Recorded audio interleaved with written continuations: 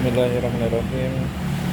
Saat ini nih datangan satu unit set top box atau STB merek Lubi, kondisi mati total. Apa yang harus kita lakukan pertama kali ketika kita mau memperbaiki set top box ini? Kita buka dulu casingnya.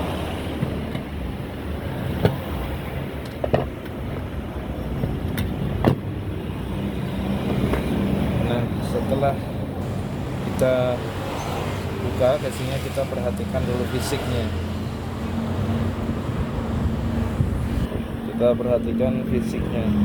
Apakah ada komponen yang terlihat kebakar, misalnya IC PWM nya atau diodanya atau elko-nya ya. Nah, biasa kasus kerusakan set top box ini ada pada elko ini seringnya ya. Namun ini berbeda. Kondisinya elko masih bagus semua, namun mati total. Maka kita akan ukur tegangannya ya.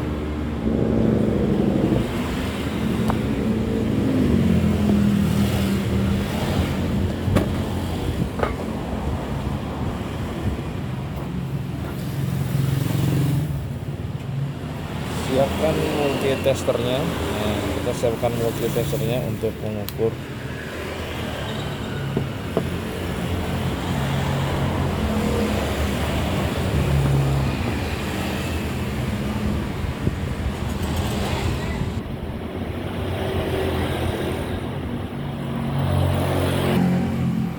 Kita akan ukur satu persatu komponennya, terutama ini di bagian power supply ya, dia konslet atau tidak.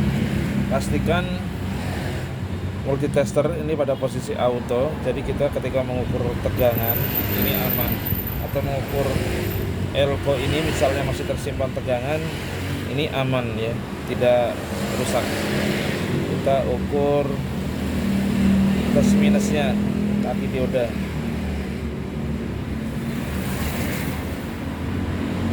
Jadi tidak konslet, aman ya. Dia kalau konslet berbunyi ya seperti ini, beep gitu. Dan kita ukur sekring. Sekring masih terhubung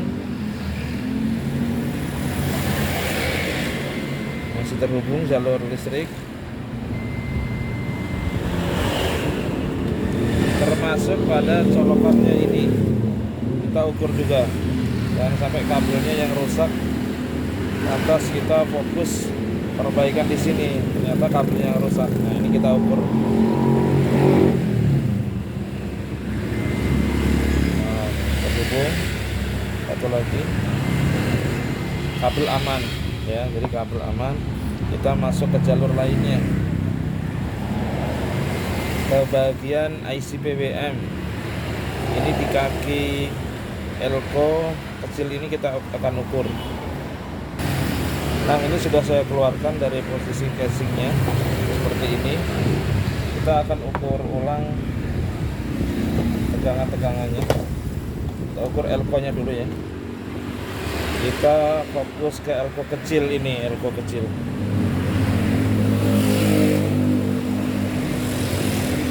Ternyata tidak konslet, sepertinya aman. Oh, karena plus minus ya, jadi bunyi. Kita balik. Nah, kita ukur bolak-balik seperti ini. Kalau dia nggak konslet, aman berarti ya. Baru kita masuk ke bagian lain. Kita perhatikan fisiknya, barangkali ada resistor yang bakar.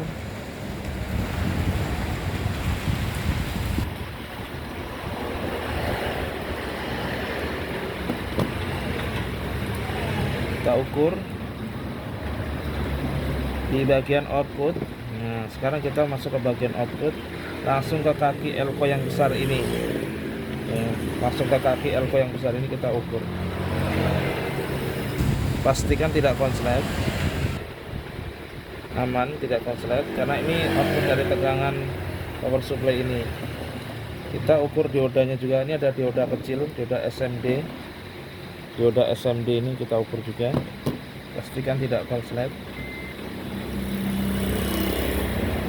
aman ya, tidak konslet juga. Nah, kalau kita sudah ukur beberapa komponen tidak konslet, kita akan masuk ke bagian inti, yaitu kita akan ukur tegangan. Kita akan coba nyalakan, nanti tegangan berhenti di mana. Baik teman-teman, ini posisi sudah saya nyalakan, listriknya sudah saya colokkan. Ini kita ukur tegangan masuk 220 volt, 221,8 normal. Kita ukur tegangan setelah dioda 300 volt setelah dioda, ini normal juga, bagus.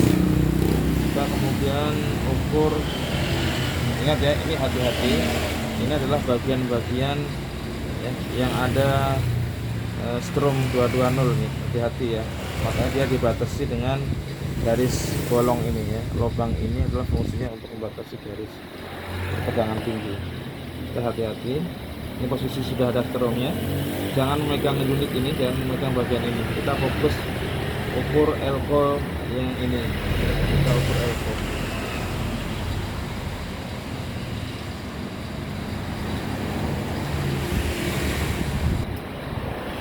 Ternyata di bagian elko ini tidak ada tegangan keluar ya, tidak ada tegangan output ya. Ada 2 volt hilang, 2 volt hilang. Jadi kita sambil pegang bagian IC, barangkali ada yang panas.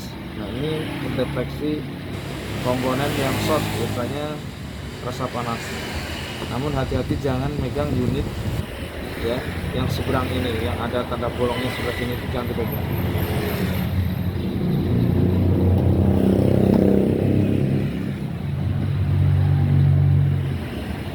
Ini aman, tidak ada yang panas.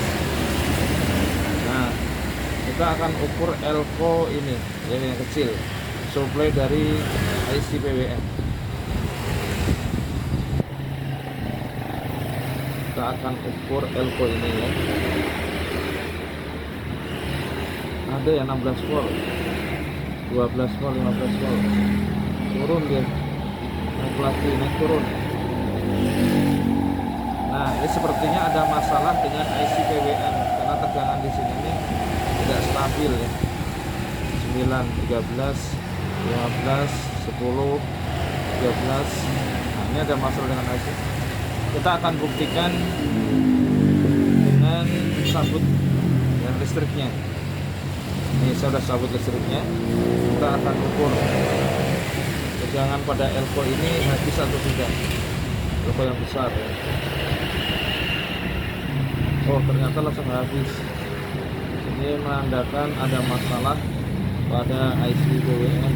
Kita akan telusuri lebih jauh lagi nanti.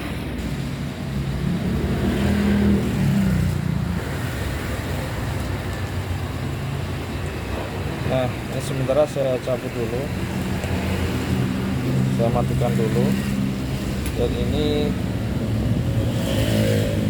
saya akan mengukur IC kecil ini. Ini ada IC kecil 2.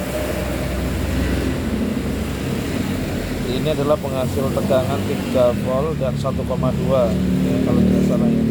Ini ada fatnya juga.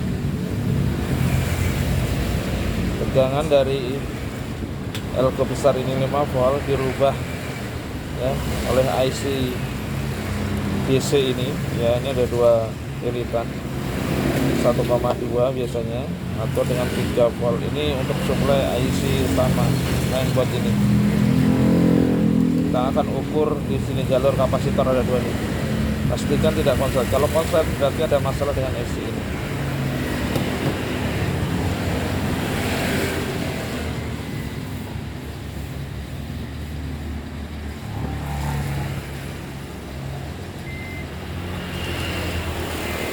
Nah, pengukuran pertama aman, atau kita mau pastikan ini yang probe merah, kita tempelkan ke ground, kemudian kita ukurkan ke dua kaki kapasitor ini. Berarti ground, ini plusnya aman, ini tidak konslet. Dan kita masuk ke kapasitor satu lagi, ini. Nah, ini ada masalah, ternyata ini adalah konslet nih ya. Nah, ini konslet ya. Kita lebih pastikan lagi ukur kapasitornya konslet.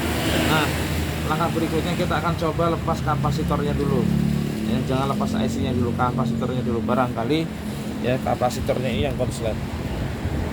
Kita siapkan soldernya dulu. Nah, ini soldernya sudah saya siapkan. Kita bersihkan ujung solder dulu, mata soldernya kita berikan timah supaya dia tidak cepat rusak. Ini cara menjaga mata solder awet. Maka kita akan cabut komponen kapasitor ini, langsung kita berikan timah kanan kirinya ya.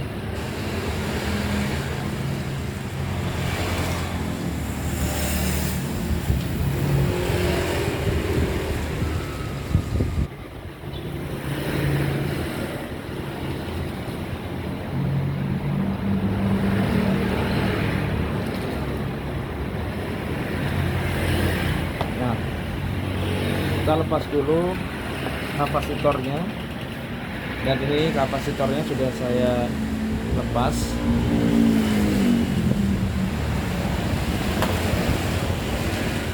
Ini kapasitornya sudah saya lepas, kapasitornya kecil banget. Nah, ini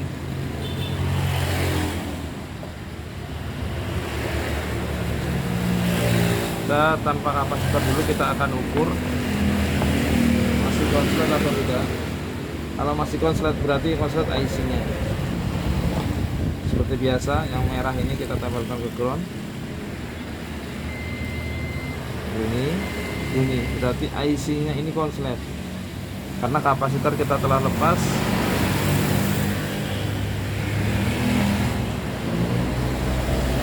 Kita akan coba angkat IC-nya ini. Kita akan ganti ya. Kita akan lihat IC-nya ini tipe berapa. Nah, kita coba perjelas seperti ini serinya.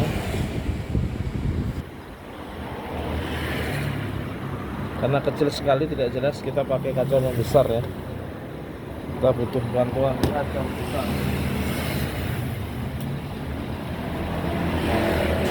Jangan lo coba lihat dengan kaca membesar serinya berapa.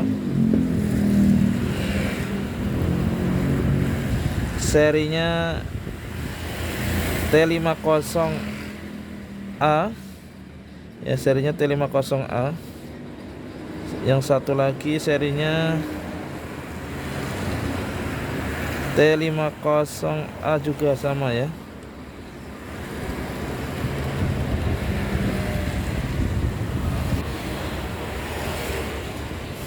T50A.